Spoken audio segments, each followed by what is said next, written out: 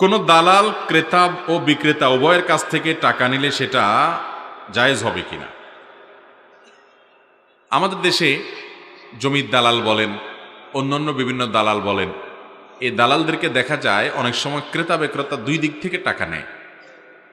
অনেকে দেখা যায় ক্রেতার পক্ষ থেকে টাকা নেয়, অনেকে শুধু বিক্রেতার পক্ষ থেকে টাকা নেয়। কারণ যে বেচবে সে বলে, ভাই আমার জমিটা একটু বেচে দাও, তুমি কাস্টমার খুঁজে আনো, তো তোমাকে এত দেব। এরকম যেরকম আছে, এটা যেরকম আছে, আবার অনেকে ওই যে বিক্রেতাকে ক্রেতা বলে, ভাই আমার এই জিনিসটা কেনা দরকার, কোথায় পাওয়া যায় একটু দেখেন। তো সেখান থেকে সে খুঁজে এনে দিলে ক্রেতা তাকে কিছু দেয়। আবার অনেক দালাল আছে যে বিক্রেতার কাছ থেকেও খায়, ক্রেতার কাছ থেকেও খায়। বিশেষ করে আজকালকার যুগে বেশিরভাগ ক্রেতা দালালি বোধহয় এই টাইপের, তাই না? তো এটা জায়েজ হবে তখন যদি সে ক্রেতা বা বিক্রেতা কারোর পক্ষ থেকে উকিল না হয়, অর্থাৎ ক্রেতার সাথেও কোনো চুক্তি নাই, বিক্রেতার সাথেও চুক্তি নাই, সে নিজে নিজে দালাল।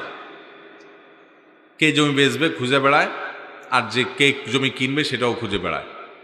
তো বেচা লোক আর কেনা লোকের সাথে সে মধ্যস্থতা করে সব কাজগুলো সমাধান করে। এটা যদি সে করে তাহলে দুই পক্ষ থেকেই সে টাকা নিতে পারে। কিন্তু যদি তাকে বিক্রেতা বলে, ভাই আমার জমিটা বেচতে হবে, তুমি ক্রেতা বাইর করে এনে দাও, জমির দাম 10 লাখ টাকা করে, তোমাকে আমি 9 লাখ করে দিয়ে দিলাম, বাকি 1 লাখ করে তুমি পাইবা, অথবা তুমি এটা বিক্রি করে দাও মোট এত টাকায়, আমি তোমার এত টাকা দিব।